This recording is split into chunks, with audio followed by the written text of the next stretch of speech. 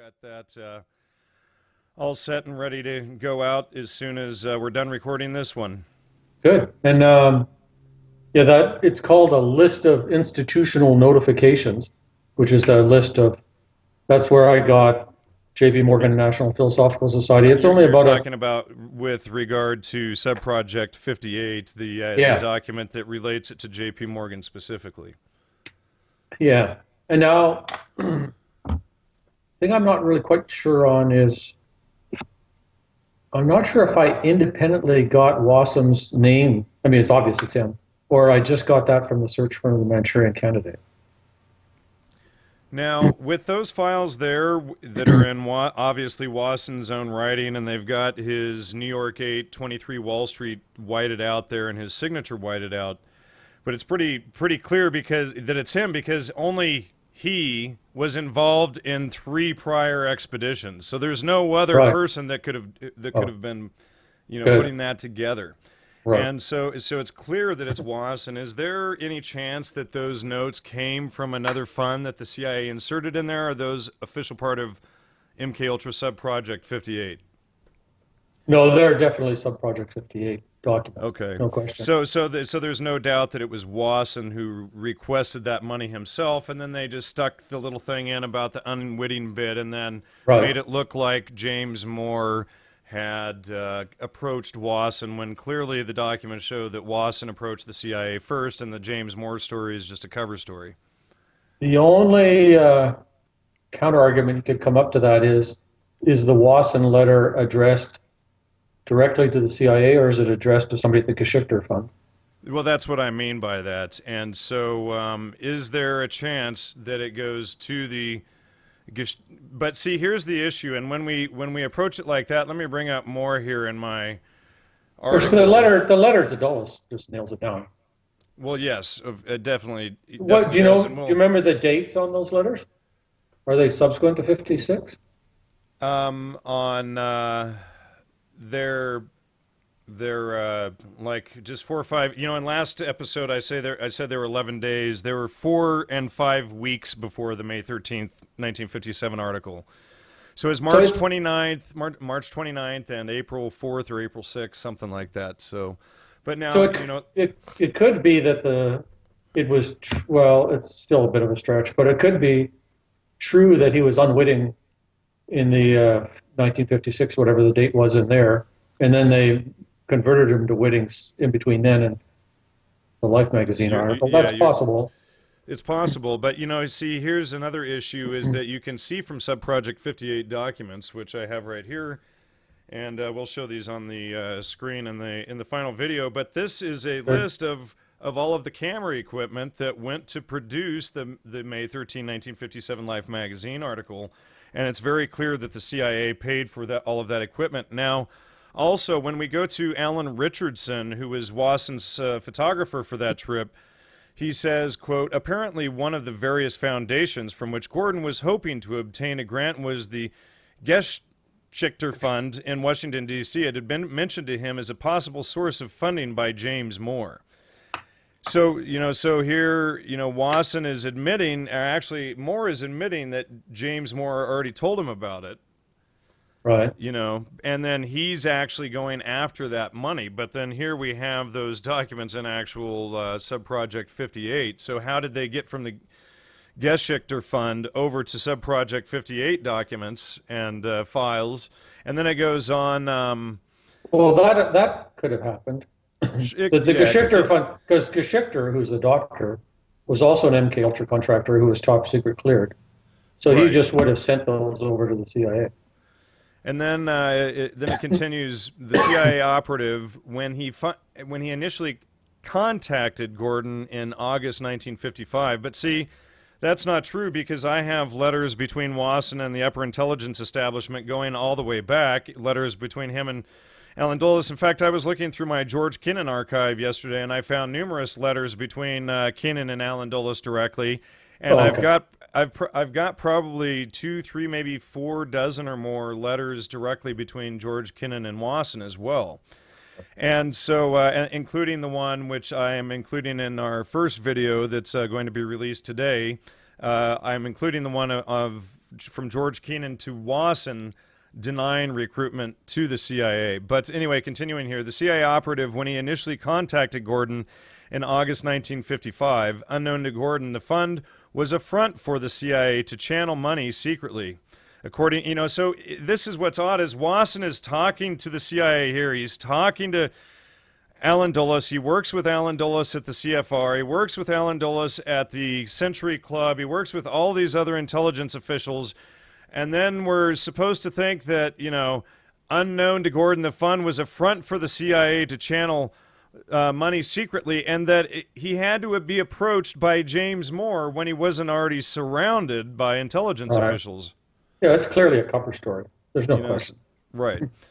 So, yeah, it's definitely bunk. And then it says, according to John Mark's book, The Search for the Manchurian Candidate, New York, 1979, it anted up to $2,000 to help finance Gordon's expedition in the spring of 1956, which is exactly right, which we have right here. And then when you compare the lies told by Alan Richardson, about James Moore approaching him, and the official story, it's, well, could it have been that, it just doesn't make sense that James Moore, a CIA operative, needed to approach Wasson when Wasson's working directly with the DCI. It makes no sense. Right. So, and again, here is one of the letters between Wasson and Alan Dulles. Well, that would be cool if you could send me some of those. Oh, sure. And they're going to be in the video. Now, are people going to complain that there's no signature there? Well, see, here's the issue: is it says, "Gentlemen, I understand that Mr. Sidney W. Davison has proposed Mr. R. Gordon Wasson has seconded Ambassador Ellsworth, who is the ambassador or would be ambassador to Vietnam, for membership to the Century Association. At least at this date, he's not the ambassador yet. And Ambassador Ellsworth bunker, yada yada." And then it has DCI Alan Dulles. Now, these documents, of course, they always block out the signature. Now, here is this one, and Wasson is replying to Alan Dulles, and we can see actually that this is J.P. Morgan letterhead, and what they've done is they've blocked out the Wall Street 23 up here at the top and only show the New York 8 there. And so I have numerous other copies of Wasson's actual letterhead, and I can prove that that is in fact Gordon Wasson there beyond any doubt. And then again here they've blocked out the signature, but it's clearly addressed to Alan Dulles, and it says, "Mr. Alan Dulles, Department of State, Washington 25 D.C." And so these are all out of the FOIA requests that I got from the CIA. And what are the date? What's the date on that letter? The last one was March 29, 1957. So that's about 5.5 weeks before the Life magazine article. And this one is April 3, 1957. So this is roughly 40 days before the Life magazine article here. Okay. There's Martin Orne is one of the big contractors, and in his file, which I forget the subproject number, it says that he's unwitting, but he will be made witting, by September 1st, sort of thing. So really? I don't know. And then his clearance level's top secret from then on. Right. So I don't know why they would fake that he wasn't cleared. Well, see, a few months earlier. Wasson had an issue about not being able to publish his books if he, that they were going to be classified if he did that. And in one of the papers by John W. Allen, he writes in there that Wasson refused to work openly for the CIA, and because of this publishing issue. So I'm thinking that the CIA just slipped this note in there so that Wasson could continue to publish his books. Right, exactly. But I was saying with Orne, it seems like in Orne's case, that probably actually was true, and it's only a matter of a few months later. Sure. Because I don't see why they would put in a document that he wasn't cleared now, but he was going to be cleared in a few months. Here's another letter too. I mean, sorry, go ahead. But the clincher you say is that you have correspondence prior to 56. Exactly, and not only that, but here we have. It was ongoing. So here's a letter from June 3rd, 1960, where Mario Marshall, who is Wasson's secretary, replies to Alan Dulles because Wasson is already in Mexico on his 5th expedition. So the letter says, Dear Mr. Dulles, your letter to Mr. Wasson of June 2nd arrived after he had left for Mexico on his holiday. He does not return to New York until July 11, but I shall inform him about it at the first opportunity. Sincerely yours, Mario Marshall, Secretary to Mr. R. Gordon Wasson. And that's a full letterhead there. Right.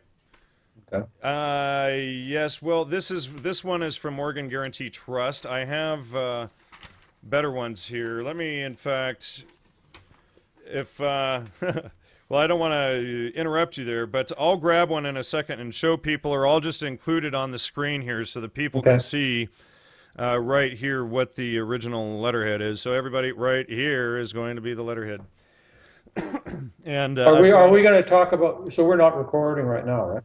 Oh, we are, yes. Oh, we are. Okay. Is this part of the show? Yes, I'm sorry. I figured, is that all right? Yeah, that's fine. Okay. So everybody's going to be listening to this conversation. Yes. Okay, that's excellent. Yeah, okay, I figured, I thought I said, are we ready right when I started, and we just launched right in, so I figured we were golden. It was great stuff there. So the reason I'm being a tiniest bit devil's advocate and nitpicky is just the more the case is nailed down, the more irrefutable it is. Right, the less, absolutely. The less all the naysayers have any grounds at all. Right, and currently there's so much to question. I mean, just that the CIA would have paid for the camera equipment that launched the Life magazine. Excuse me, excuse me, everybody.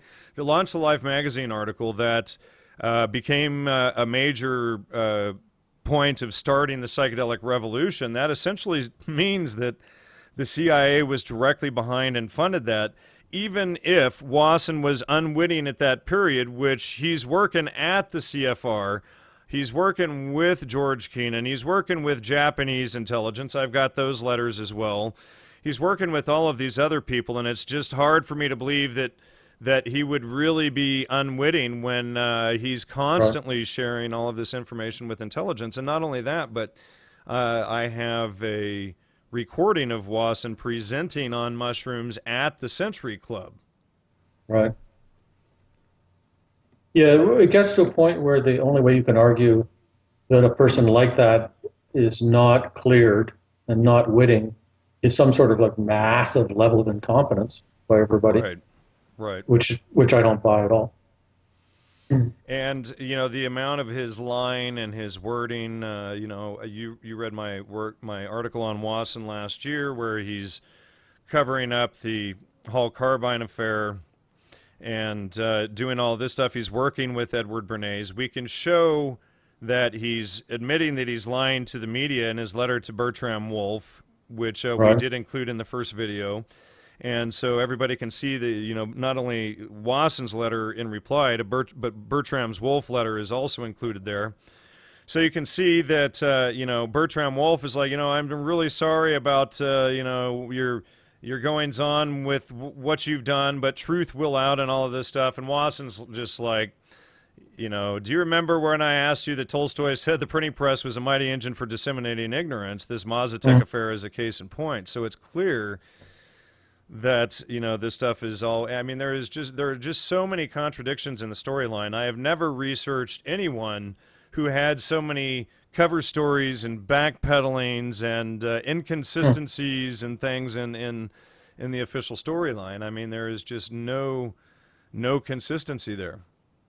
There's another element of this, and I'll ask you what your opinion is. So there's the Human Ecology Fund, the Geschichter Fund, and the Josiah Macy Jr. Foundation are three of the well-established MKUltra cutouts or front organizations. And that's all documented, proven, not disputed. And the Josiah Macy Jr. Foundation was the Macy conferences. And so they're directly involved in setting up, organizing, running all these conferences that many of the LSD psychiatrists attended, including Jolly West and others. Albert Hoffman cross-connects in there. All these people cross-connect in. And Frank Fremont Smith, who was like medical director of the Macy Foundation, in one of the books, this is about 1965-7-ish, he's lamenting plaintively uh, that LSD is going to be made illegal because it's such a wonderful therapeutic agent. You know, it's such a boon to psychiatry. It's helped so many people just for therapy, let alone model psychosis, studying schizophrenia, and so on.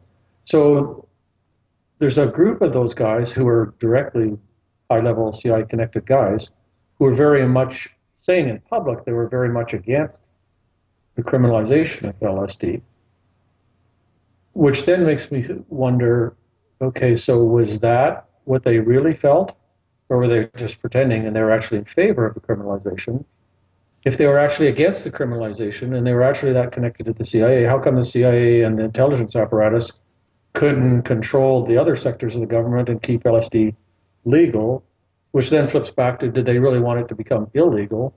Well, I think, look at if you look at how everything that they outlaw suddenly goes through the roof and creates a massive black market that then they then use this black market money to fund their operations and things like that.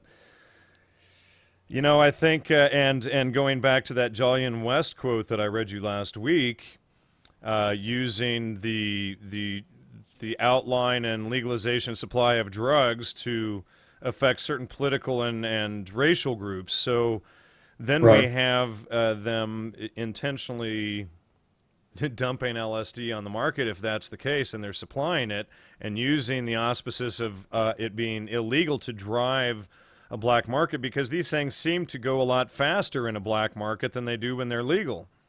Right. Especially with kids, because kids who rebel don't tend to like to do things that are legal. I was just watching an online interview yesterday where the guy was making the point that Al Capone was in favor of prohibition. So it's the same basic logic. Exactly. Well, I worked on Proposition 215 here in California to legalize medical marijuana, and last year we had an initiative to make marijuana legal across the board, including industrial hemp and everything. And who were the two groups to stand up and help fight the initiative but the state and the growers together? Huh. Well, there you go.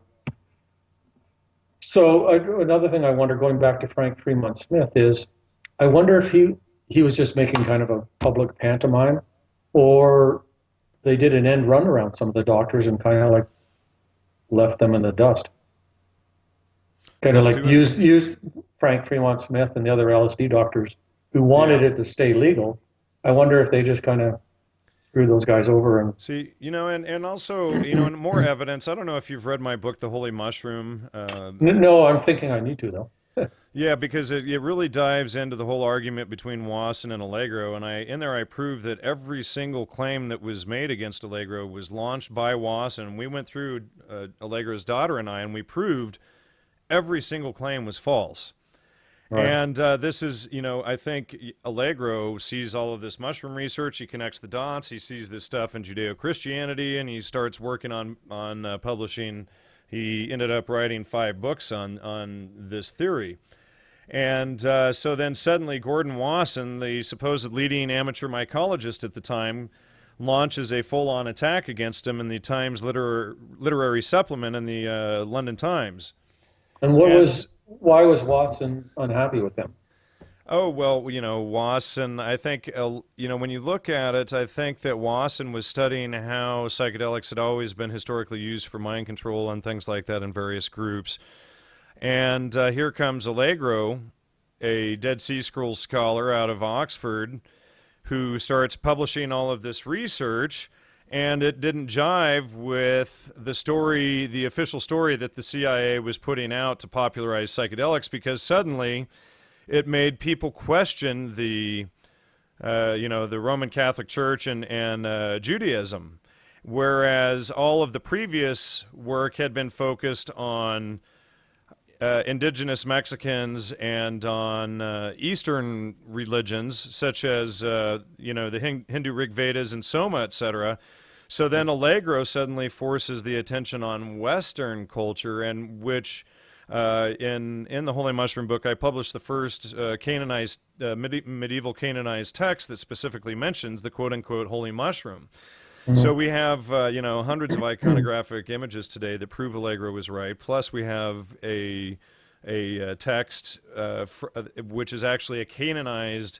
It's an epistle from the Orthodox Church from Greece. So here's this official church document that specifically discusses the holy mushroom. And so, well, I'm still a little fuzzy. Well, see, I think the church why Watson couldn't just roll with that. Well, because Wasson had denied all along that there was an association to Judeo-Christianity, and I think, on two levels. One, it attacks his own thesis, right. But on two, it puts necessary attention on Judeo-Christianity that they're trying to hide behind and keep out of the whole mix of the study, because if people start realizing that Judeo-Christianity is using these substances as mind control also, then it brings more attention, I think, than they wanted. Oh, okay. So it ruffles his feathers just in terms of his purely academic, intellectual thesis. Well, which I show in my book, The Holy Mushroom, is totally contrived and fabricated to force people to a specific conclusion. Right. Plus, it brings it too close to home to America, Judeo-Christian. Indeed. And not only that, but in my book, I show that from 1953 through the 1960s, Wasson attacks anybody who even begins to study mushrooms and Judeo-Christianity. And I mean, just goes off into these ridiculous, unfounded tirades.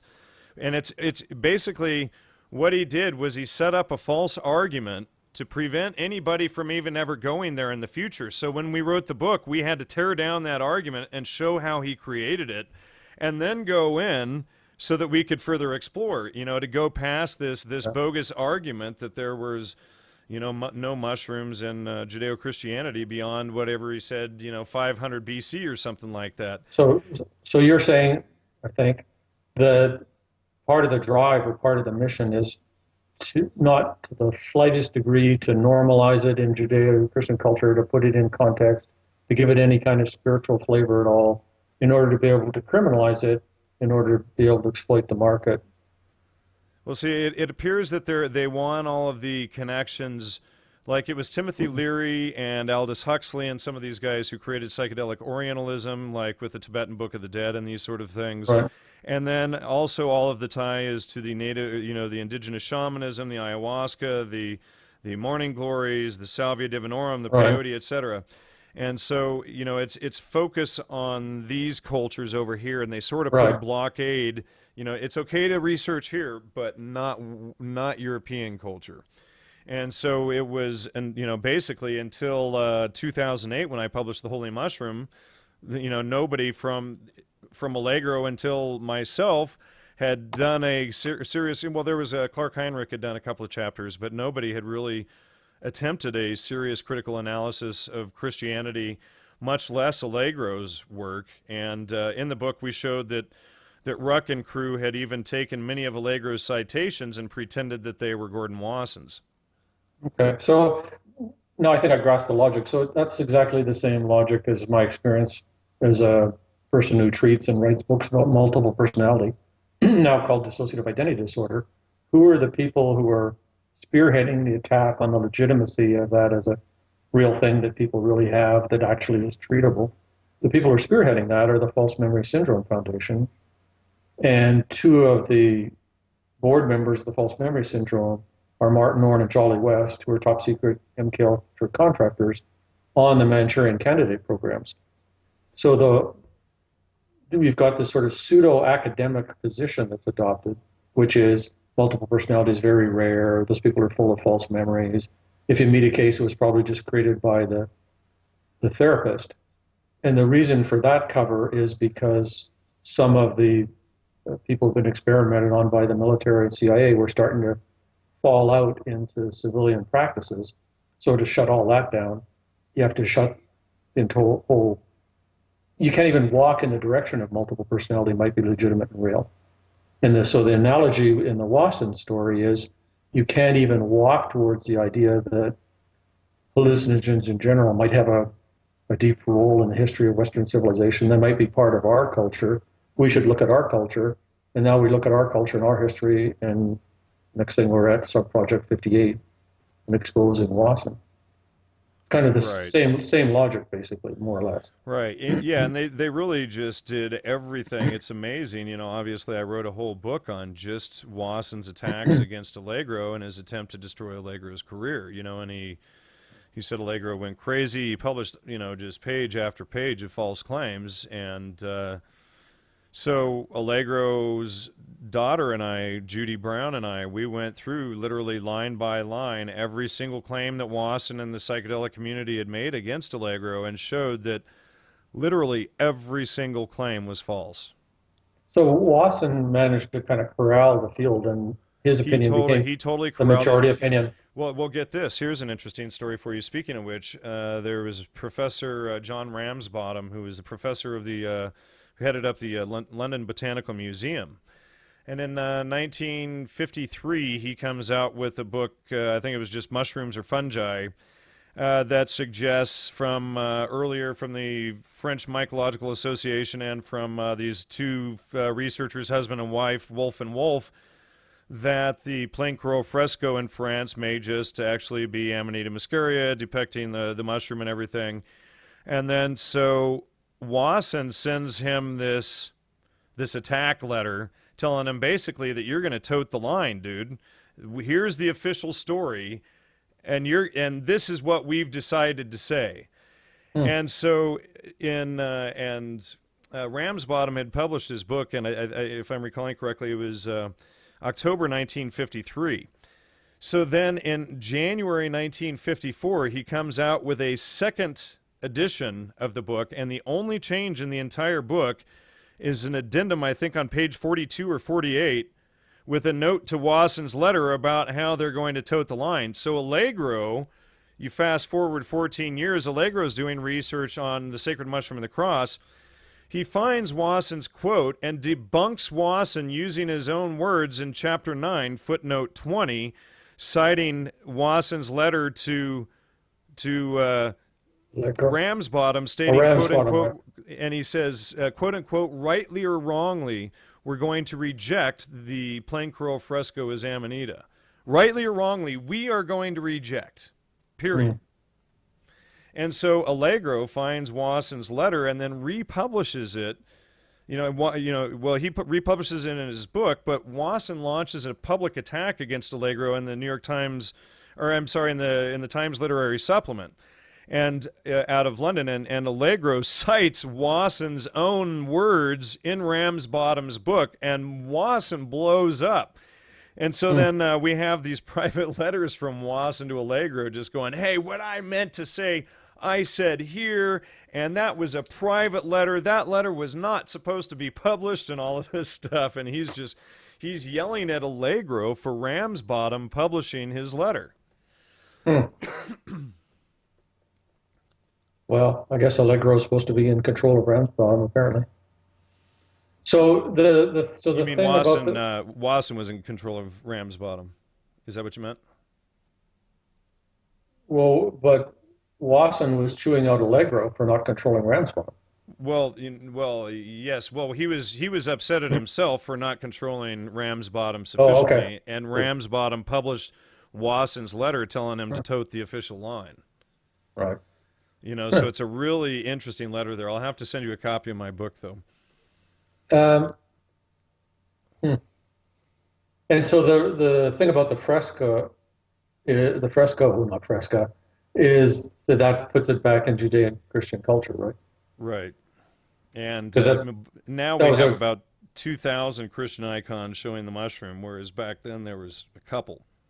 Have you ever come across anything that the apple in the Garden of Eden is actually a mushroom? Oh yeah, there's a lot of research. Lots on that. We've published it. In fact, in my first book, The Holy Mushroom, we have images from the Canterbury Anglo-Catalan Psalter, which the French renamed when they bought it from the English. But in there, it shows Eve actually eating directly of the apple, which she picks from a mushroom tree. And you know, it's not just one. I mean, there's dozens of these now that we have that show that it was likely a mushroom. Right, which makes a lot more sense. Sure. And when you go back and read the Epistle of the Renegade Bishops, this primary document that I published from the Greek Orthodox Church, which specifically discusses the holy mushroom, then you can see that there is a direct tie in there. And not only that, the Jewish Kabbalah, the Book of Zohar, talks about the red fungi. There's a reference in the Muslim Mishkat from the 7th century that talks about how the manna was basically a fungus or something that made the eyes see or something, and there's debate over whether it's medicine or spiritual sight, but both tenses of the argument are used. And the red mushroom pretty much always means amanita. Well, this one cites a desert mushroom, or the manna, where I remember it says that manna is a mushroom that came from God so that men can see. Oh, okay. And so, there's that one, and then it's a debate over if it's spiritual or medical sight, and the wording is ambiguous there. It could be both. So, that's the issue with that. But, today, 50 years, 40 years on from Allegro, 42 years on, there's a significant amount of research coming out about Judeo-Christianity and having various levels of entheogens. And in fact, I just got this book this week. It's called Bread of Dreams, and it talks about how the elites used ergot-contaminated bread to control the masses. And when you get into studying this is the medieval period or something, going way back. Right.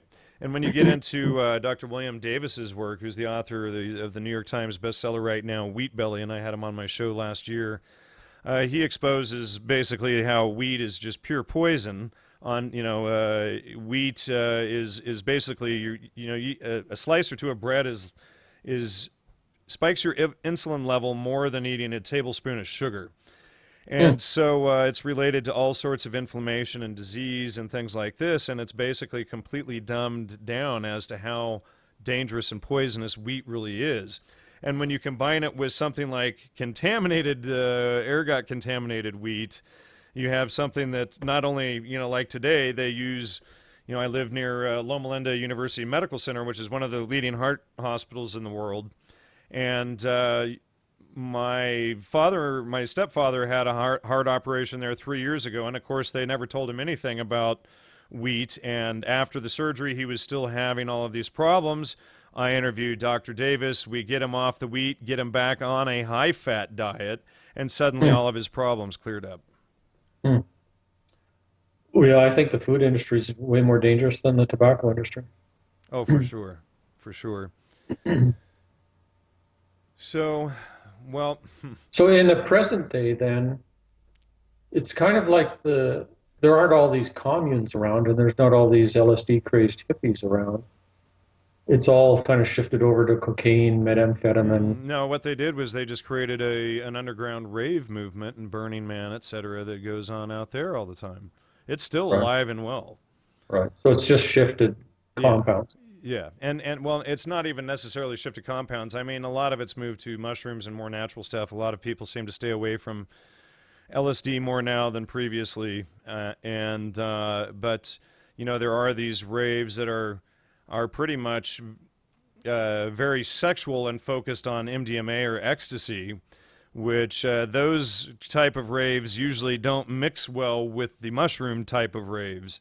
Right. One is those type of raves, they have no spiritual, political, cultural revolution element to them at all. No, it's just basically a sex and feel good party at the MDMA raves, and whereas the mushroom raves are very much more, you're much more likely to get political activists and things coming out of those. Right. So then, in the present day, kind of what would be the scenario? Who would be steering what in what direction concerning drugs?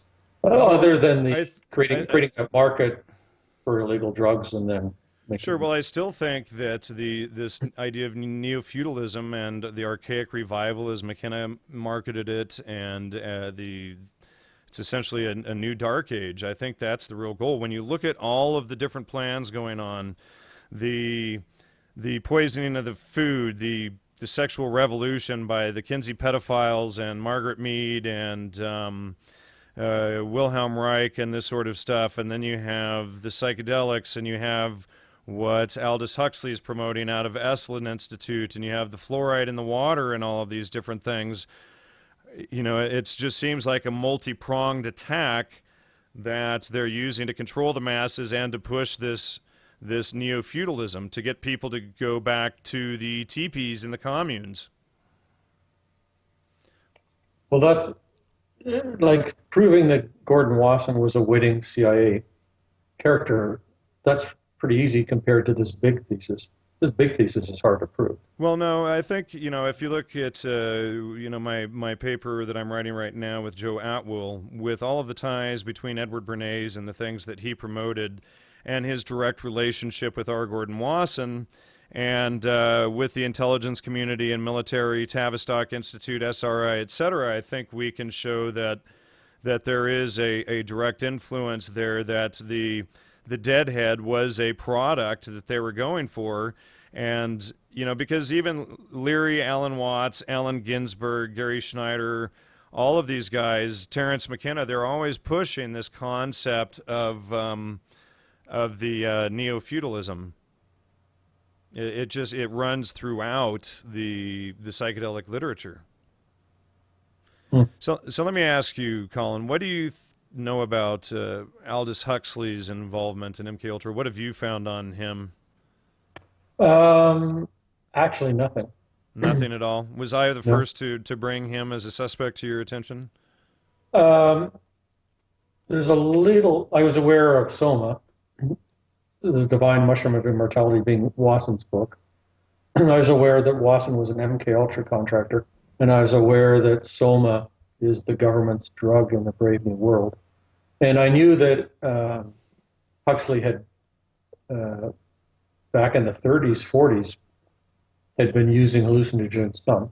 I was actually, so I had read some of Huxley's work, and I read a lot of D.H. Lawrence when I was a late teenager, early 20s. And D.H. Lawrence was somewhat friends with Aldous Huxley. So I was kind of interested in the fact that Huxley knew Lawrence. And I never kind of went from Huxley in the various directions you've pointed out, which is his dad, eugenics, Darwinism, and then Wasson, hallucinogen, CIA. I never really got into that whole landscape. So I'm learning from you. You know, what's interesting is I went and met, speaking of all these authors related to Huxley, I went and met Tessa Dick, Philip K. Dick's fifth wife, and had a little powwow with her on Halloween night 2012, just 6 months ago. And, because, people always bring up the Minority Report and all of these things, that he could have been one of these guys that was in on it. But Tessa told me that he was, well, first of all, he was agoraphobic. He was afraid to go outside. But he had been invited up to the Esalen Institute a number of times. And she told me that he flat out said that he was afraid to go because everything up there was mind control. Well, good for him. So a little bit of a side note there, but anyway, what do you think about the work of Dr. Thomas Szasz? Well, I have kind of some mixed thoughts about him. So going back to, so I was in my psychiatry training from 1981 to 1985. And the way the whole thing is kind of operated in psychiatry is like very informal. Nobody like pulls you aside and gives you a stern lecture. It's just kind of some comments here, some comments there, role modeling. Here's the attitudes that the professors have, and so you should have the same attitude as the professors have, and now we're going to talk about something else. So, and the topic here was anti-psychiatry. So I was aware that there was anti-psychiatrists. They were just a bunch of fringe kooks, and they had nothing sensible to say at all. Can you believe that anybody would be against psychiatry? And the chief anti-psychiatrist was Thomas Szasz. And he's written this book, The Myth of Mental Illness. And we've got all this science that proves that mental illnesses are real genetic brain diseases. And so that guy's just totally up for lunch. And that was just communicated in a few comments here and there. So everybody knew the scoop on Thomas Szasz. And so then, of course, I thought, I wonder if I should read Thomas Szasz. So I actually read The Myth of Mental Illness, which is a very sober, scholarly, well-argued treatise that's no more like flying off the handle radical than all the other psychiatry books I was reading. And there's no particular reason why a lot of what he says couldn't just be adopted right into mainstream psychiatry. So the first thing I saw was these sort of lunatic anti-psychiatrists are not raving lunatics at all. So then why are they being so marginalized? And it was pretty obvious because they were questioning the biological, genetic, genes, brain chemicals model of psychiatry, which is in fact an incredibly scientifically flawed and shaky model. And so then I started to become a little bit of an anti-psychiatrist myself, which is actually impossible given that I'm a psychiatrist and make my living as a psychiatrist. So a couple steps from there. So I'm not, in fact, an anti-psychiatrist because I am a psychiatrist. I'm just highly critical of the way psychiatry currently operates. But that doesn't mean I'm against psychiatry. That's just like saying if you're against communism, you're against democracy or something because you're against government. Now, opposed to every other field of medicine, doesn't psychiatry vote every year what is a disease and what isn't? And weren't you actually on the board of that? My name's in the back of the DSM-4, right, which was the 1994 edition. Now, but how does one go about justifying voting as science? Well, that's where things get shaky. But in defense of psychiatry, there's several issues here that all get kind of like lumped together. You need to separate them out and talk about them one at a time. So one issue is about voting. Let's put that aside for a second. Second issue is these are biomedical genetic brain diseases. And then the third issue is these are diagnoses. So as soon as you use the word diagnosis and you have the Diagnostic and Statistical Manual of Mental Disorders, no matter how far you backpedal and no matter what qualifying statements you make, people who make diagnoses are doctors, and diagnoses are medical diagnoses, so they're biological diseases. Otherwise, people don't make diagnoses of who should be on the all-star team in the NBA. So the very fact that these are called diagnoses and it's a Diagnostic and Statistical Manual basically proves that it's a very medical model kind of thing. And the people who are in control of it have to go to medical school, get an MD, and then specialize in psychiatry. But technically, in the DSM, it says that these diagnoses are phenomenological, not etiological. So phenomenological means what you see, how the person behaves, and what they tell you is going on inside them. Etiology means the cause. So if you walk through all these disorders in the DSM, there's actually no theory of cause in the diagnostic criteria. So then that's the kind of like plausible deniability aspect of it. Oh, we're not saying that it's caused by this or that or the other. We're just making the diagnosis. Well, then it can be a hodgepodge of just anything, and hey, let's prescribe any drug for anything and see what works, which is essentially what they do. Well, so back to the in defense of psychiatry side of the argument. So if you take away this whole mythology that we know scientifically that these are biological brain diseases, which we in fact don't know. They could be, some of them, but we don't actually know that. And psychiatry talks as if it's pretty well proved that. But the data in the field of psychiatry demonstrates very clearly that that's not the case. So there's a whole disinformation thing going on there. But if you just call them mental disorders, or you could call them behavioral disorders or something, and the DSM was called the Encyclopedia of Behavioral Disorders, and you took off all the medical biology pretension off of it, then what would we have left? Well, we'd actually have what we actually have, just with a different name. And so what these things are is they're descriptions of behaviors and internal experiences. Now, we call those internal experiences symptoms because we're medicalizing it. Well, let me. But hold on, I'm not finished my train of thought here. So the science part of it is, can we agree who meets the criteria for this thing we call depression?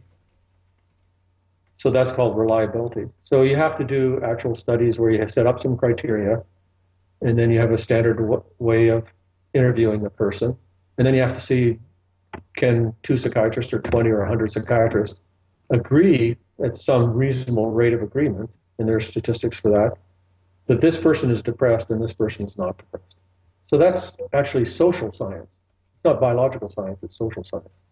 But there actually is methodology for that. And so from my perspective, it's very, very, very clear that people can be highly disturbed.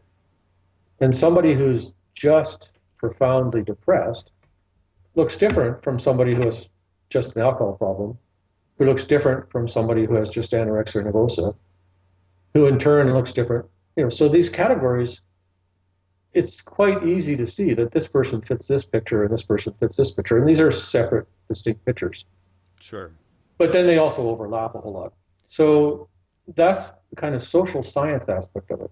Then when we get to medications, there's some medications in medicine, we know exactly how they work and what they do, like what penicillin does in the cell wall of the streptococcus bacteria, how it inserts, how it interferes. And then other things like digoxin, which is for congestive heart failure, which by the way is derived from the foxglove flower. So it's a flower potion, literally. We don't really know how it works.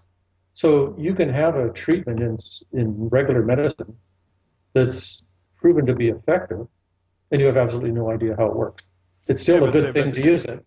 But they can show time and time again through repeated studies and blind studies that it's effective, whereas, like in psychiatry, they have a mental illness, for instance, for people who question authority and belief in authority. Anybody who studies logic, just the blind belief in authority is the fallacy of ad verecundium.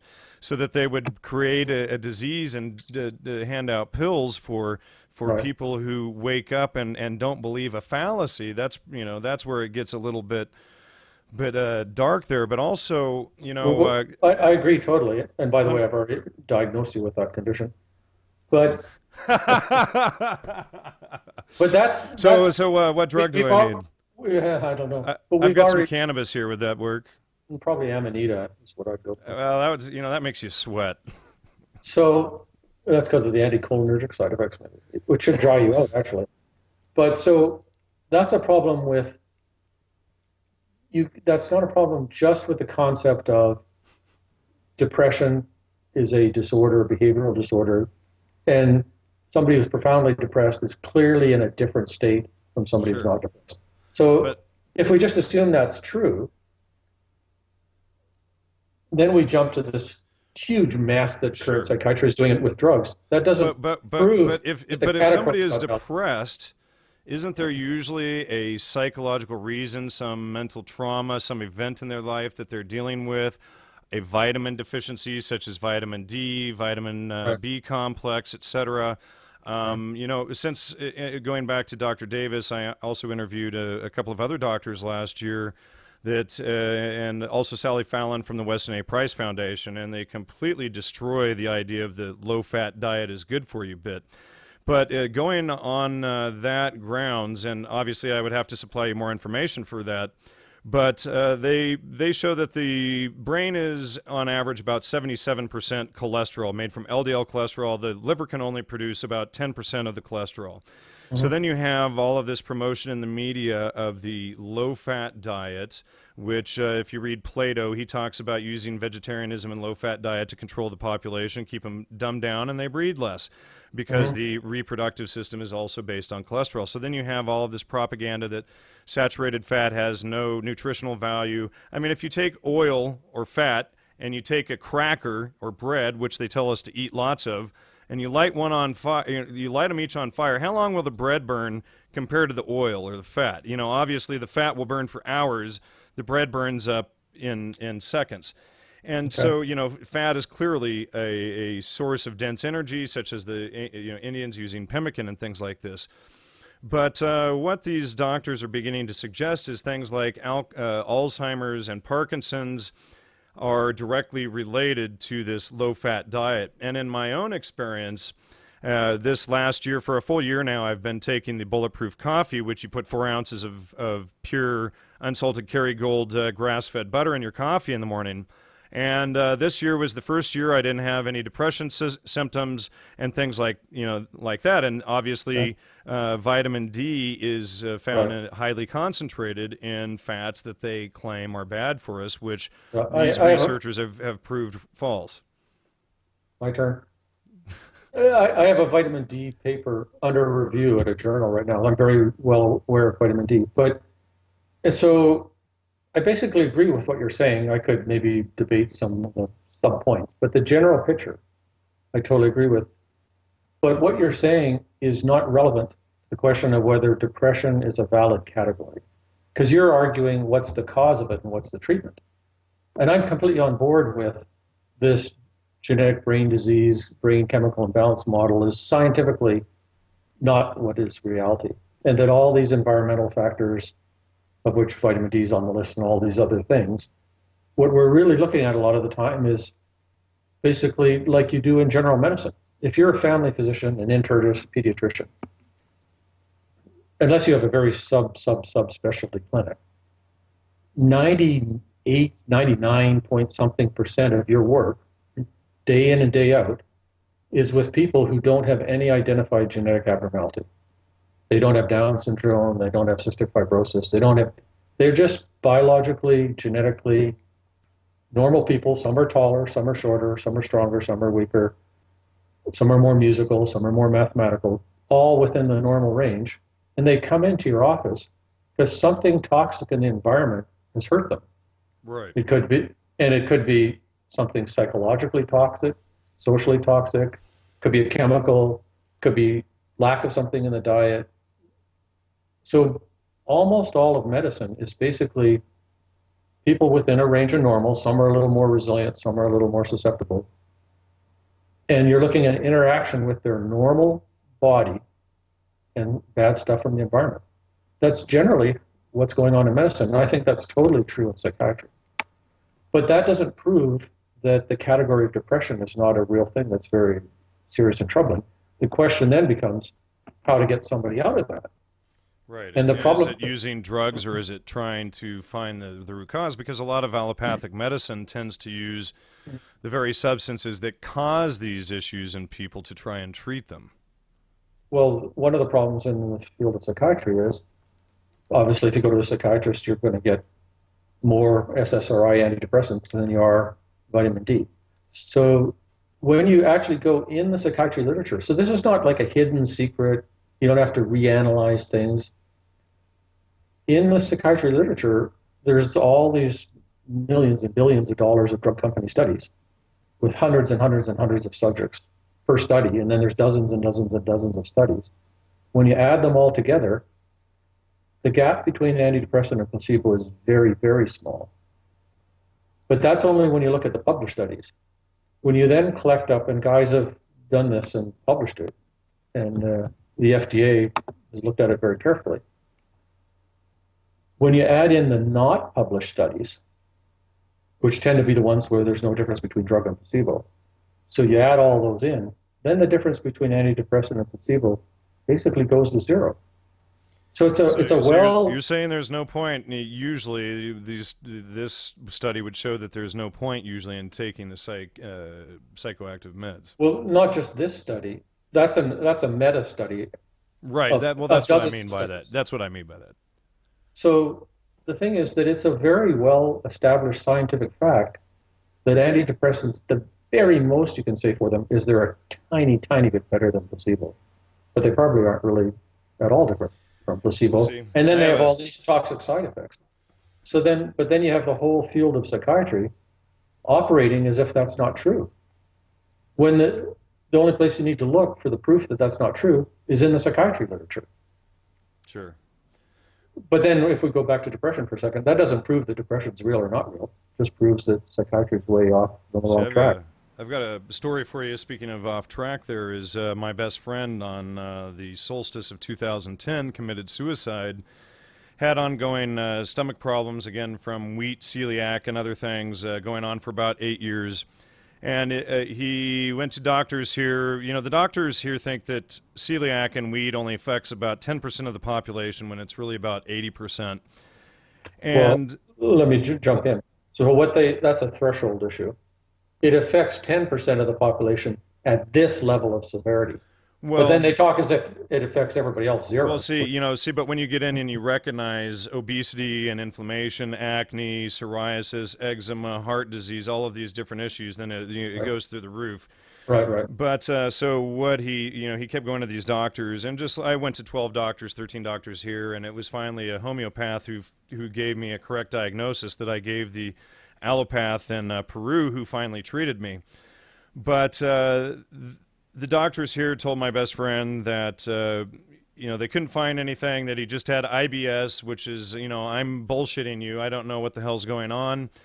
And they sent him to a psychiatrist who put him on Seroquel, and a month later he shot himself. Well, so sorry that happens, number one, but Well, it was just, and I told him, look, Prozac, Seroquel, these drugs, they do have a high propensity for suicide. I don't recommend taking it. You need to get to the core of your issue. Here's my doctor, my doctor's number in Peru, Dr. Ortiz, who treated me. And, this was right before we got the celiac information as well, which, the Peruvian doctors got rid of 2/3 of my issues, and then it was Dr. Davis who helped me get rid of all the celiac stuff. right. But, so there was a complete false diagnosis. And then right Well, after what was the diagnosis from the psychiatrist? well, the psychiatrist wasn't sure. They just thought it was all in his head. That his 8 years of stomach problems, severe pain, vomiting, etc., was just in his head. And then get this, after he commits suicide, his girlfriend goes to the same doctor, and he puts her on the same Seroquel for the depression for his suicide. Sure. Well, so there's a whole series, looking at it from the psychiatry side, there's a whole series of problems. There's not just one problem there. In terms of the behavior of the psychiatrist, obviously the outcome's a total disaster.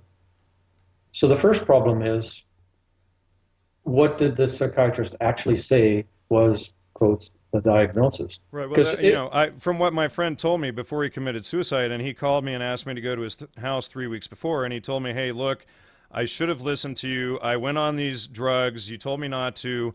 I've totally lost my mind. He said that one night he came home, his fiance came home and found him in the kitchen eating a raw chicken that he thought he had cooked.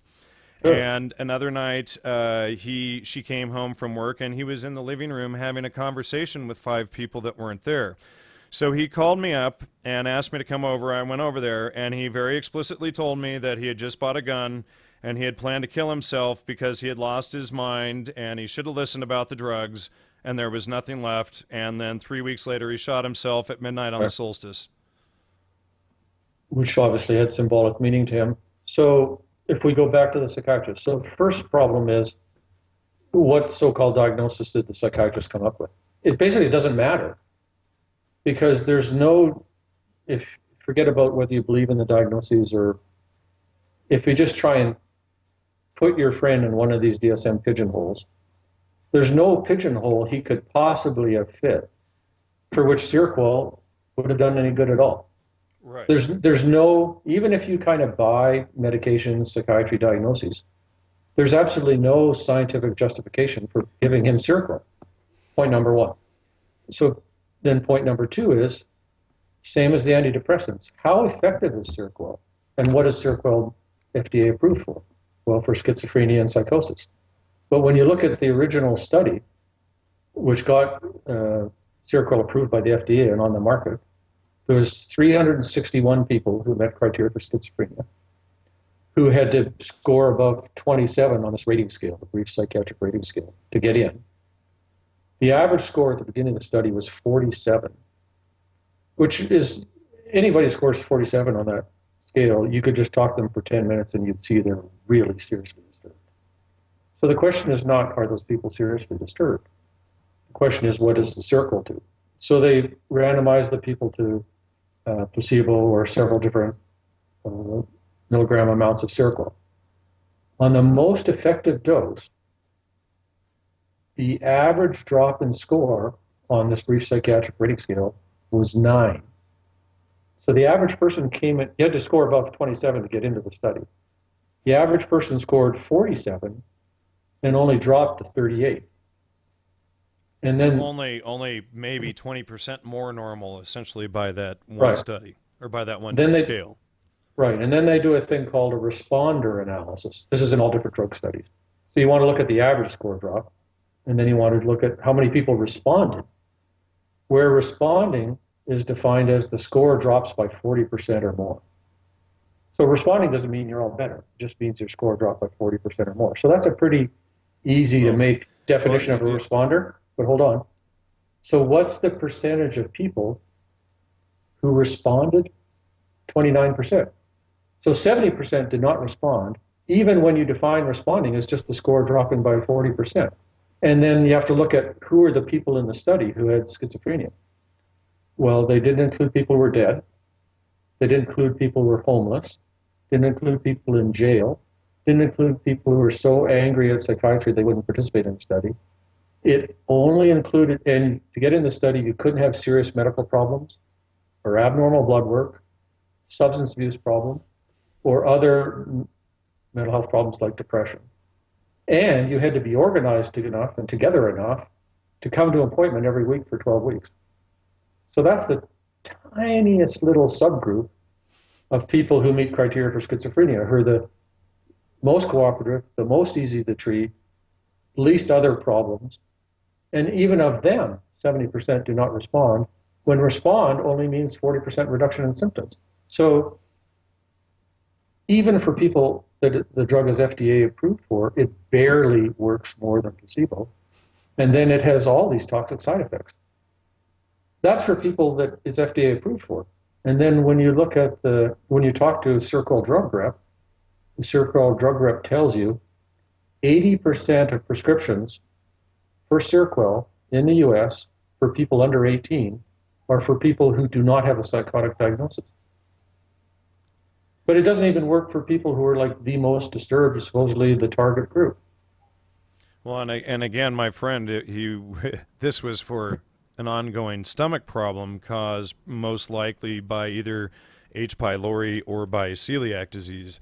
Or two together. Or the two together, which I had actually three together, and two of the bacteria the Peruvian doctors got rid of, and then Dr. Davis, like I said, the celiac.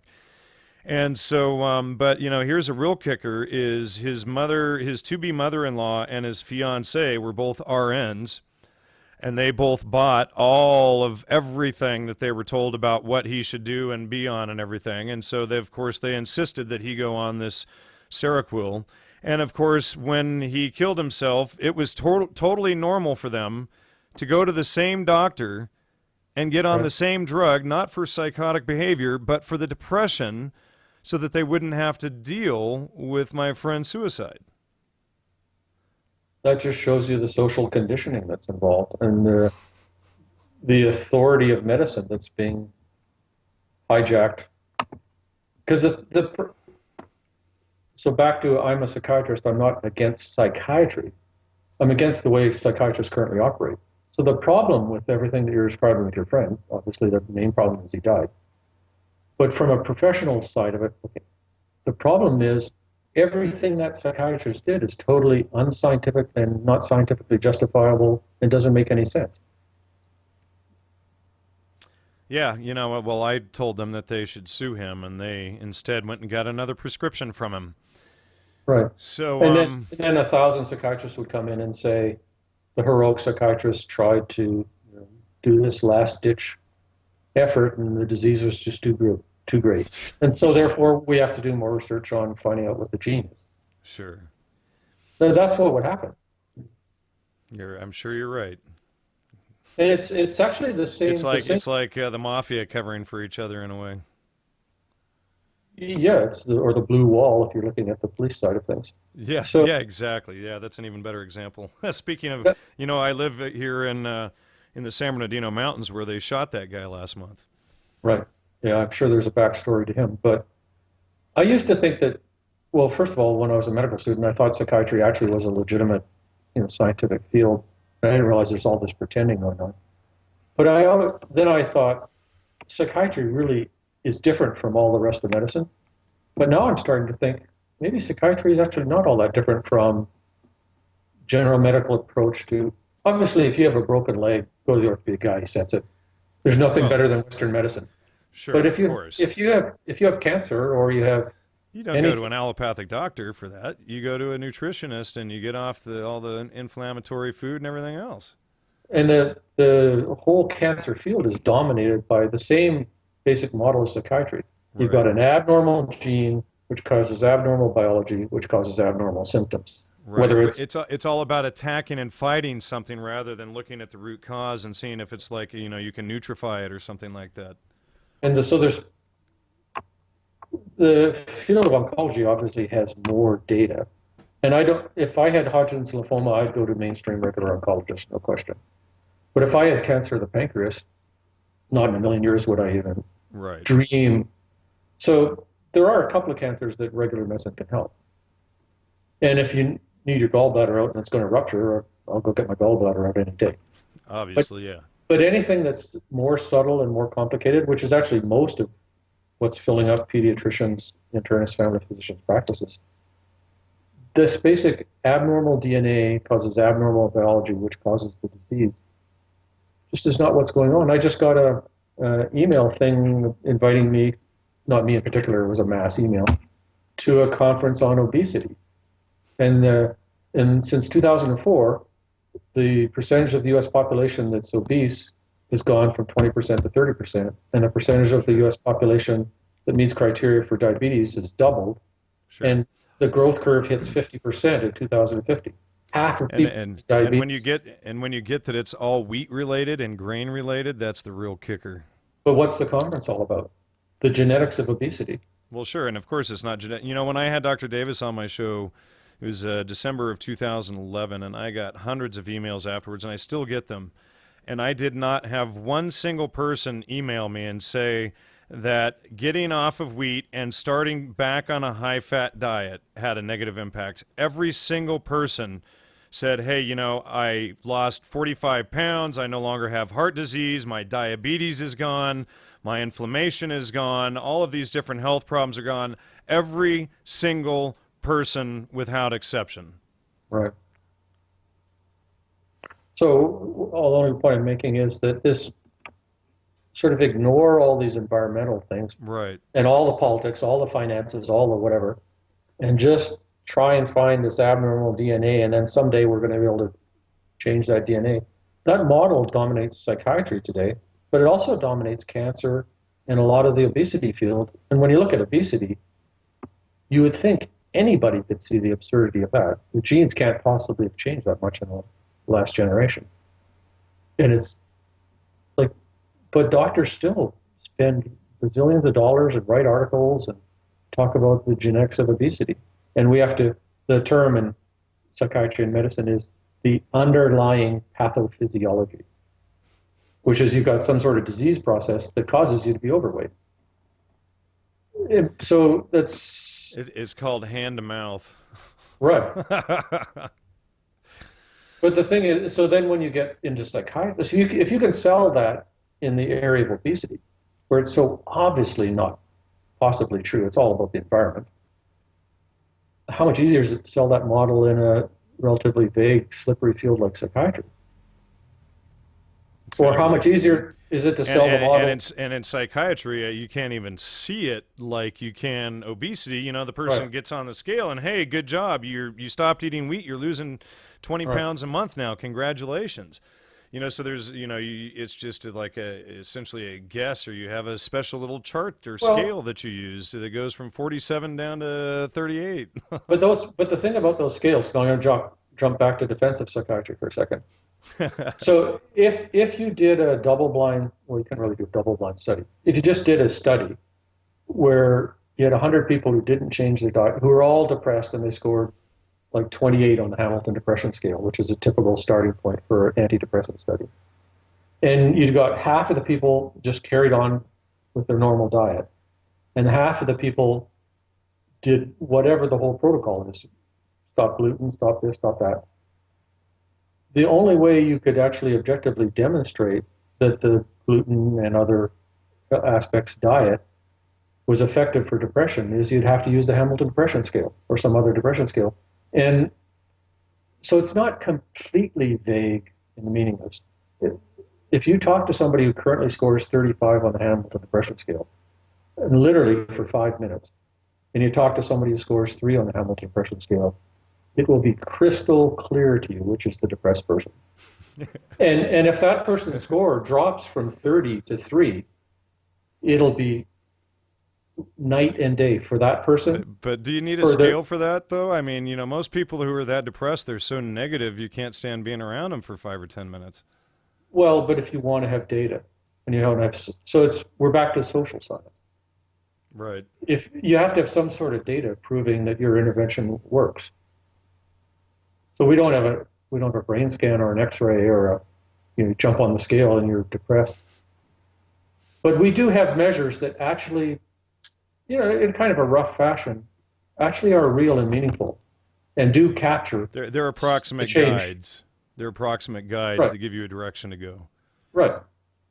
And so I'd be 100% in favor of a gluten-free diet trial for depression.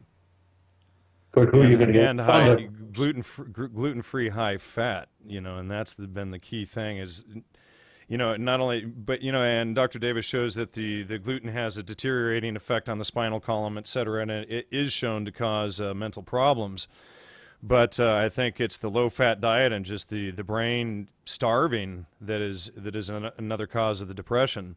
But we've hardly covered half of the stuff we were. I know we're all over the place here. Today was definitely all over the place. You know what? Let me ask you. Let me get at least 3 questions off the list in today. What is the purpose of electroshock treatments? I have a paper out on electroshock treatment. So the purpose of it is to treat depression. And so we're back to my residency training, 81 to 85. I'm told over and over and over, nobody questions it, everybody knows it for a fact. You want to start off with antidepressants. If you've tried 2 or 3 antidepressants and nothing's working, the backup is electroconvulsive therapy, ECT. And if you have somebody who's like not eating, not drinking, or somebody who's really old and can't tolerate the side effects of antidepressants, ECT is the way to go. It's phenomenally effective, and it has minimal side effects other than some confusion and memory trouble while the person's getting the ECT. That's what I was told. That was what everybody knew. Those were the facts. And then so in medicine, the gold standard is the placebo-controlled trial, randomized placebo-controlled trial. Whether it's an antibiotic or chemotherapy or whatever, you have a bunch of people who have the problem, and you randomly assign them to get the real treatment or a placebo, and then you want to see the real treatment works better. So in ECT, the real treatment is they get the electroshock, which causes them to have a seizure, which supposedly is what works.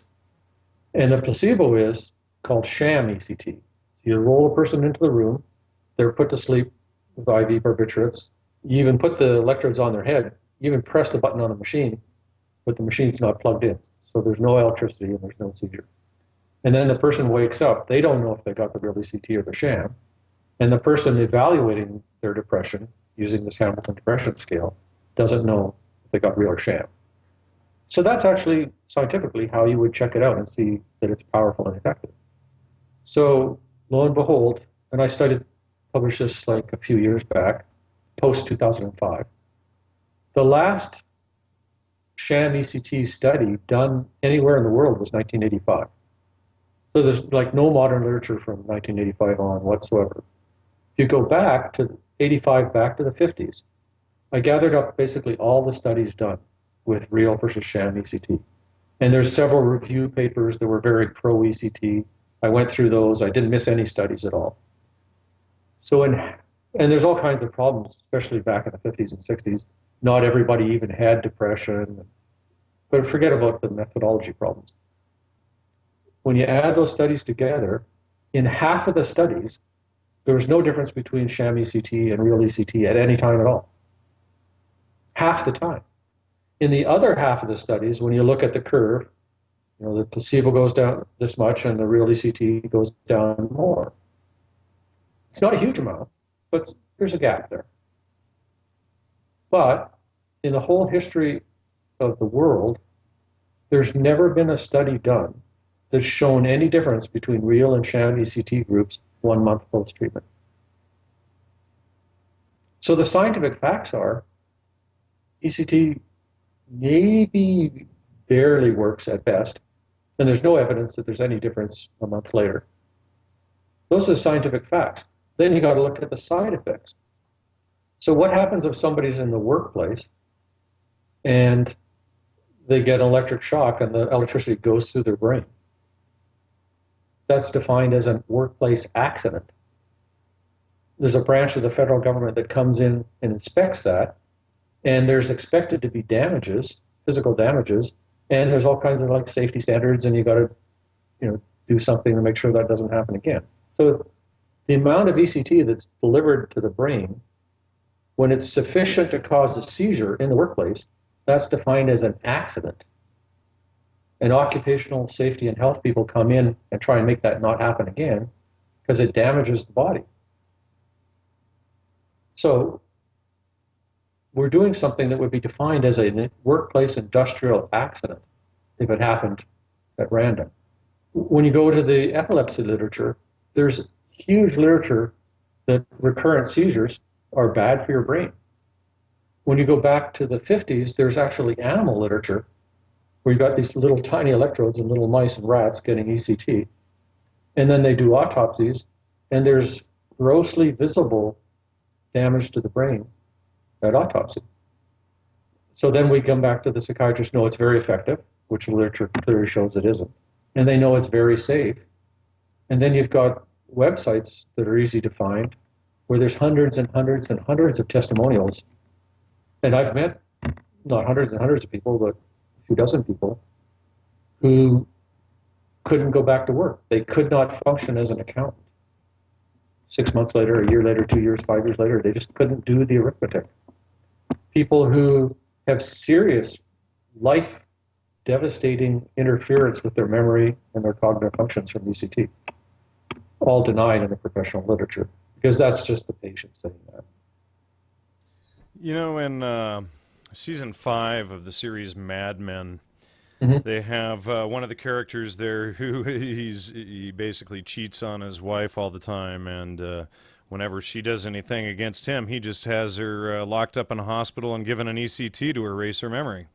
Right. And, it's interesting, in season 5, they also had a lot of propaganda about LSD, et cetera, and the early beginnings of MKUltra and all of the science studies. It was probably season 5, episode 4 or 5, but they're going on about LSD and promoting it. And the irony of the whole thing is they're actually in the Time Life Henry Luce building in the series, which, of course, Time Life and Henry Luce were the key. Henry Luce was the #1 person for popularizing psychedelic drugs in the U.S., far and above Timothy Leary. Right. Huh. On and on it goes. On and on it goes. So that's the ECT question. We got that one. Yeah, there's one. What is psychic driving?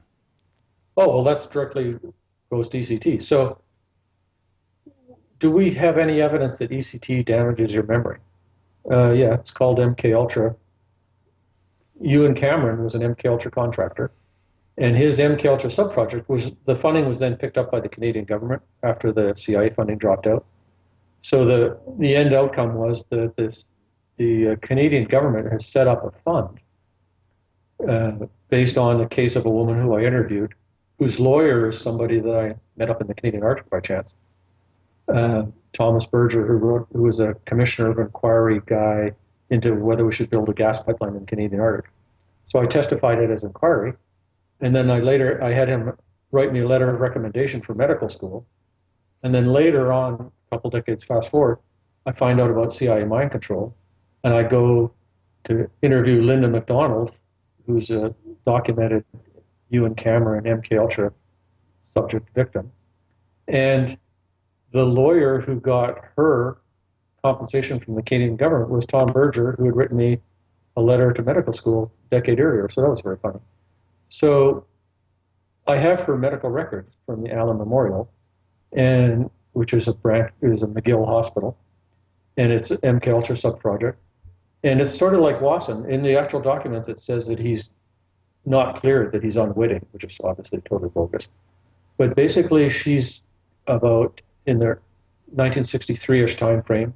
She's in her mid-20s. She's got a bunch of kids who are all young. She's somewhat depressed and overwhelmed, but not hugely depressed. Her family physician refers her into Ewan Cameron, and she gets 103 electric shock treatments from about May to September using the Page-Russell technique. The Page-Russell technique is, instead of you push the button once, you push it 6 times. So she got the equivalent of over 600 regular ECT treatments from May to September in 1 year. At the end of this period of time, according to the nurse's notes, and there's Ewan Cameron's signatures in there, the whole works. According to the nursing notes, she was incontinent of urine and feces. She didn't know her name, her age, the date, or where she was, and she couldn't recognize her husband or her children. She didn't even know what the concept of a husband was. And then she was discharged with instructions from Ewan Cameron to her husband to not try and jog her memory, just let it come back as usual. And from the 1960s until the present day, she has total amnesia for her life from entering the Allen Memorial backwards in time. So what Ewan Cameron was doing was completely wiping out somebody's memories on contract to the CIA and publishing it in regular psychiatry journals. And there's kind of 2 components to it. There's depatterning, which is the massive amount of electric shock. So we know what a massive amount of electric shock does. It mashes your brain. And then the psychic driving is when they're in this state, which includes all kinds of different psych drugs to put you to sleep for weeks at a time. You have these tape loops playing over and over and over and over and over and over and over, saying whatever the psychiatrist wants you to say. And so it's programming a new personality. And the idea, the way Ewan Cameron describes it, is we're going to wipe out the old personality with the mental illness, and then we'll get this new personality to grow up, which won't have the mental illness.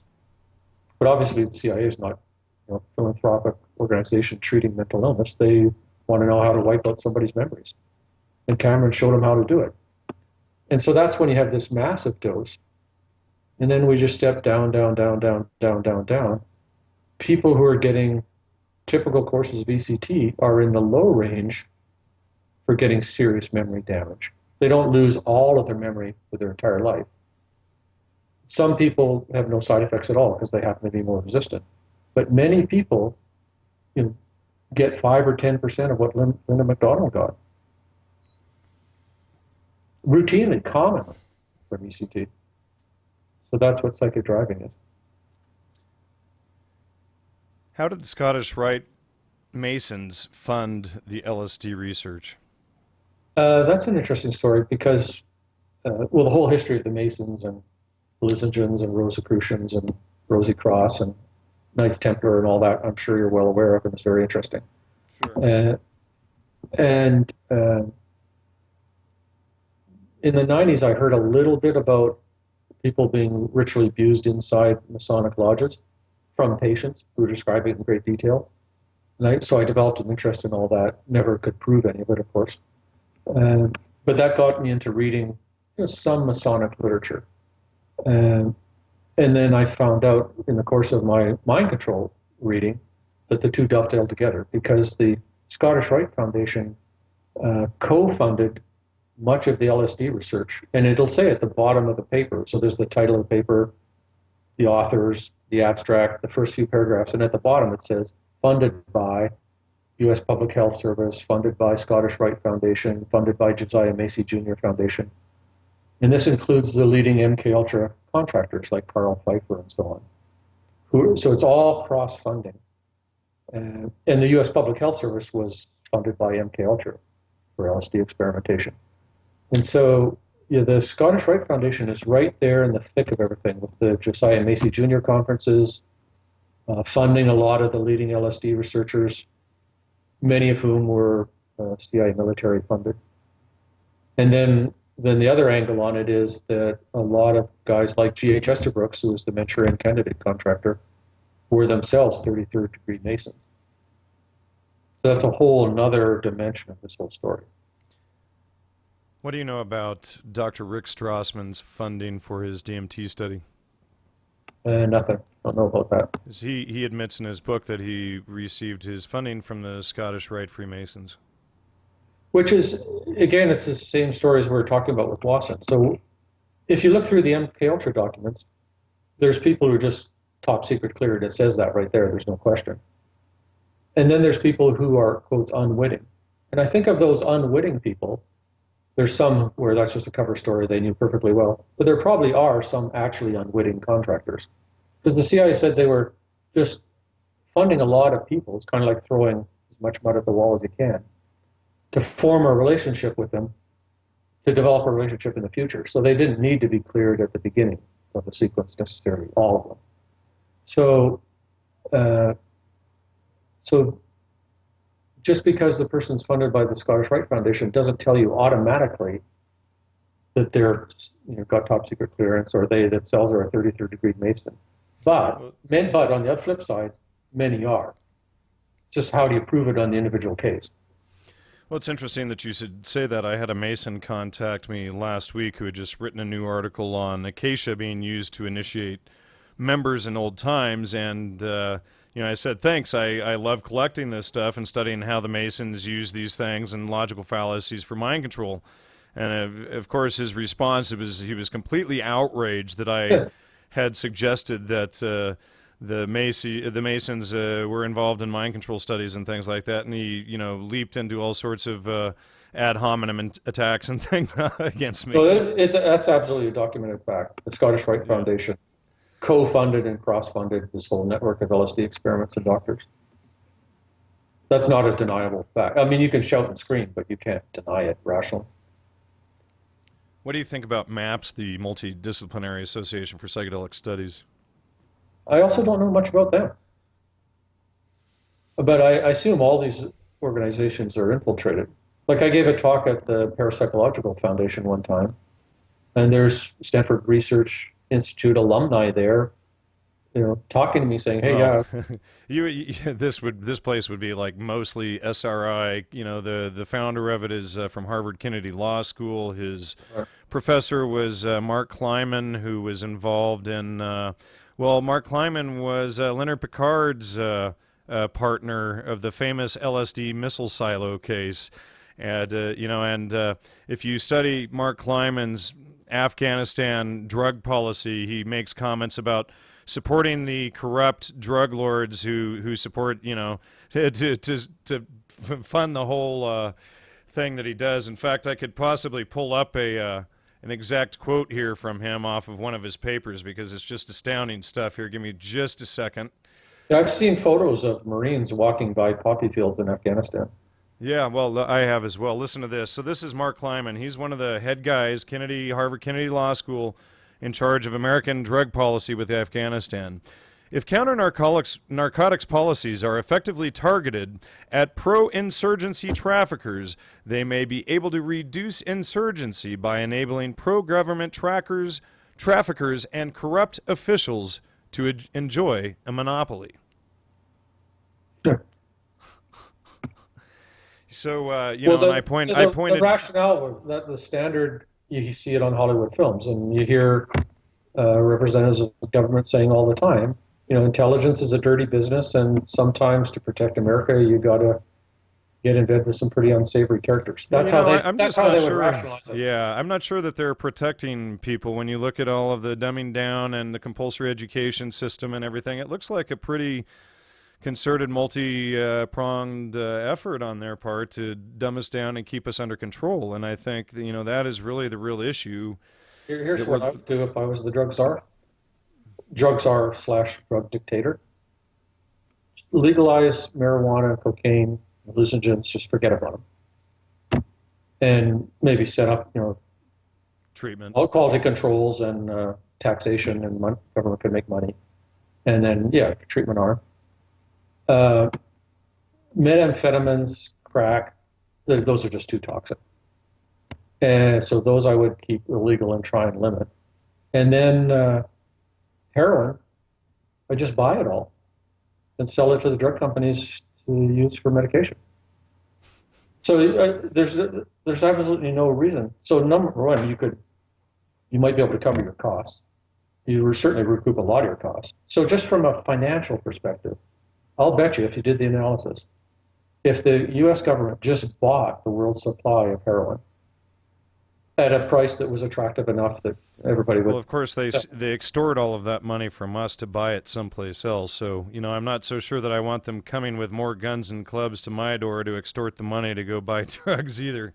But I was saying, this would actually, you could instantly solve the whole problem. You'd get all of the heroin-related crime canceled. You get the whole budget for the war on drugs basically canceled. You just buy all that heroin and give it the drug companies to turn into pharmaceuticals, which then a bunch would get back on the street and be abused. Well, Holland has had decriminalized heroin for decades, or more than a decade now, and they have, the largest workforce or people back to work and functioning normally that are heroin addicts. And, that's another way to just let people live and not make them criminals for trying to self-medicate whatever they think they need to self-medicate. The funny thing is that heroin's not actually that, of course you can kill yourself with heroin. Of course, but it's not that bad. It's not that toxic a drug. It's way less toxic than crack and methamphetamine. I would agree with that. Let me ask you something. Go ahead. Just one quick comment. I saw in medical school, because you go into medical school and you think doctors are scientists and they're all rational people, and then you go, oh my God. So the first thing I saw was, well, a whole bunch of things, but the attitude towards heroin compared to the attitude towards morphine. So the doctors would think, it's the work of Satan to have heroin anywhere near. We can't possibly legalize heroin. It's horrible. But no, morphine's wonderful. And then some other doctor would say, morphine's horrible, but the law, it's okay. But they're all narcotics. They all interact with the same receptor. They're all equally addictive. You can just trade them back and forth. So there's huge attitudes towards heroin. They're totally different from the attitudes towards legal narcotics. And then the next thing I noticed was huge. So this is back in the 70s. There's not much liberalization in the 50 and 60-year-old physicians yet. Huge attitudes towards marijuana and completely laissez-faire, permissive attitudes towards alcohol. Right. And so nobody had ever seen somebody on a medical ward for complications of marijuana. There's never one case ever seen by anybody. And there's like end-stage alcoholics all over the place. And so the attitudes were just so far out of proportion to the actual physiological, scientific reality of the substances.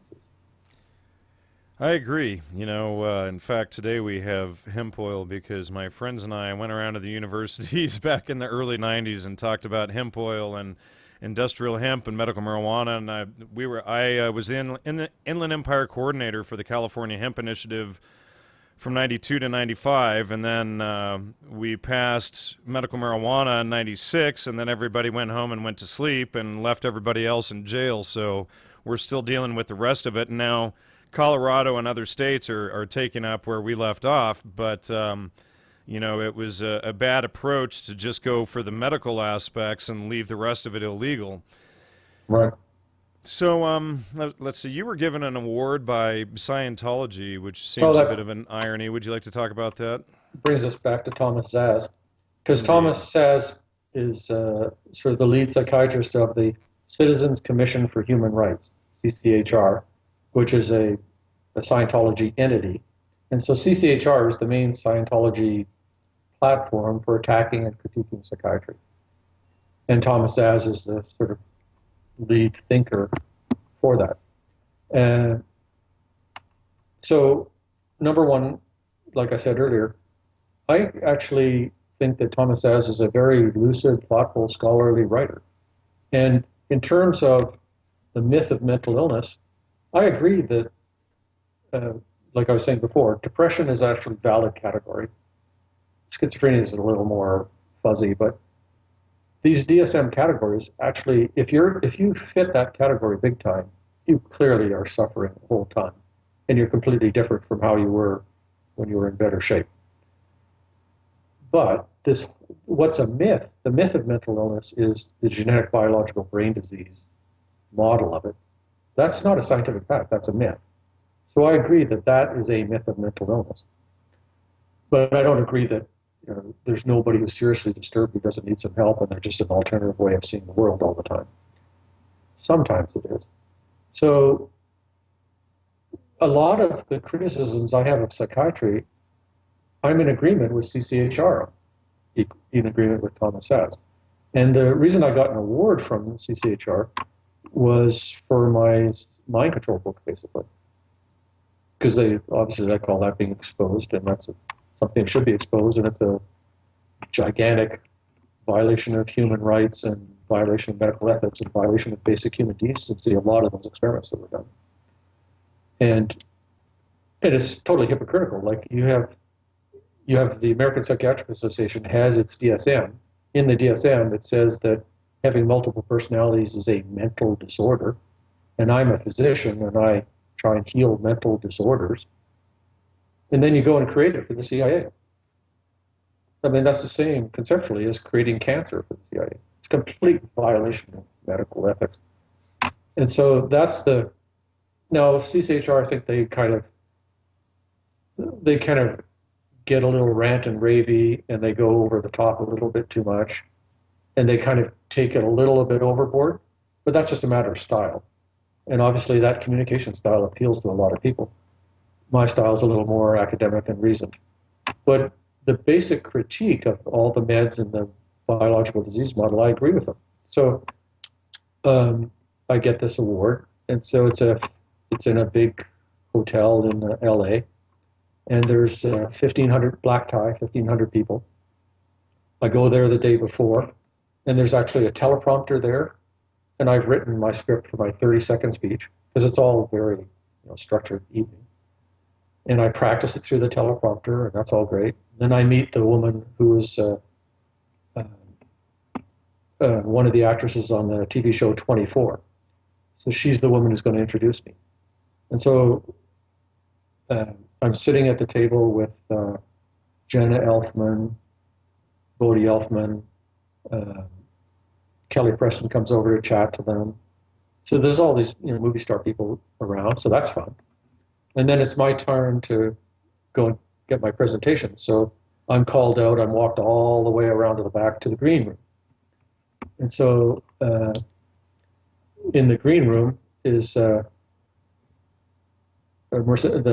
actress who's going to introduce me, and she's pretty nervous and I can't even talk to her. And then, I'm just blanking on who's the woman from Cheers who's a Scientologist? The actress? Kirstie Alley. So Kirstie Alley's in the green room, and she's totally flustered and nervous she has to go on stage and present something. And I'm like, I don't know, I think it's cool. Doesn't bother me. So these Hollywood actresses are like all nervous about going on stage. And so then I walk all the way around, and I'm brought up the steps onto the stage, sort of behind the curtain. And there's Kelly Preston looking at the monitor, totally just over the top anxiety, practicing her lines, scared about going on the stage, doesn't know what she's going to say. So that was an interesting experience.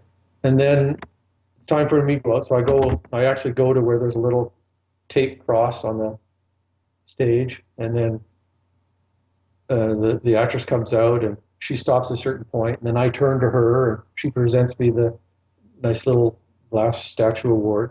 And then I stepped up to the podium to give my talk, which is 30 seconds long. And my opening line is, "Hi, I'm Colin, and I'm a psychiatrist, but I'm in recovery from it." And everybody just kicks off laughing, cheers, applauds.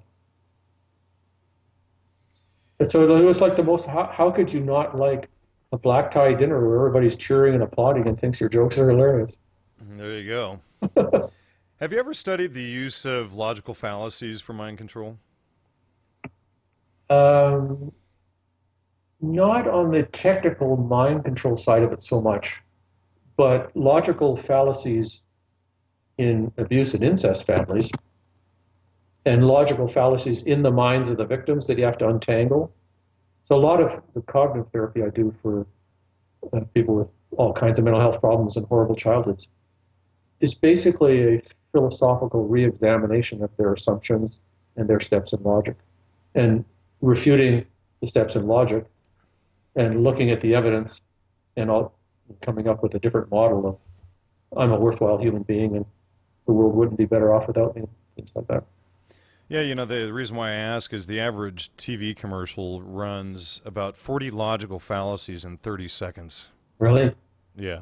You've And actually, have you counted them? Oh, yeah. Well, you know, and I have this website called popupfallacies.com, and I haven't done a whole lot with it, but the last video I did was maybe a year and a half ago, and it was President Obama's speech about the capture of Osama bin Laden. And it was a 9-minute speech, and he committed 89 fallacies. Oh. It was like nine point something fallacies per minute or something like that. So did he outperform George Bush, or did George Bush get over 100? Yeah, you know, that would be a really interesting study, but they're all full of you know what. Right. You know, we're at an hour and 40 minutes now, and I'm still not done. Do you want to wrap it up here? Do you want to keep going? Do you want to shoot for one more maybe next week? One more next week sounds good. Yeah, I would like to do one more too, and I think there's just so much meat to cover here that I don't, you know, I'm not down for trying to squeeze it all in and move quickly through it. All right, Colin, and you know what? Let me ask you before we wrap up our second interview here, what would you say is the most important aspect that you would like people to take away from part 2? Boy, we were all over the map in part 2, but I would say clearly on the Wasson hallucinogen side of things, there's a whole gigantic backstory that ties into the whole history of Western civilization and how our society is engineered currently, involvement of the CIA, leading psychiatrists, and there's a whole disinformation spin about that, which is a huge, complicated story, but an important one, and that's ongoing up to the present. And then point number 2 would be, as I see it, the problem with psychiatry is not that it's psychiatry. People really do have very severe emotional and mental problems for which they need help. It's the whole model that's dominating psychiatry today, that these are biological, medical, genetic brain diseases. It's an unscientific model that they presume is scientific without the necessary foundation. Well, actually, it's even worse than that. It's theoretically true that these could all be genetic biological brain diseases. It's not impossible. But the evidence in psychiatry clearly proves that that's not the case. Right. So it's not that we're kind of working on it and we need a little bit more. We already have overwhelming, conclusive, abundant proof that this is not the case. And we have overwhelming, conclusive, abundant proof that these medications barely work at all and are pretty toxic. Pretty toxic being a big understatement. It's great having you on, Dr. Likewise. Colin Ross, and thank you for coming back, and I very much look forward to our part 3, and there's certainly a lot more left to be uncovered out there in the world of MKUltra and covert mind control operations. I agree on that point. We'll talk to you next week. We'll talk to you then. Take care. Okay. Bye.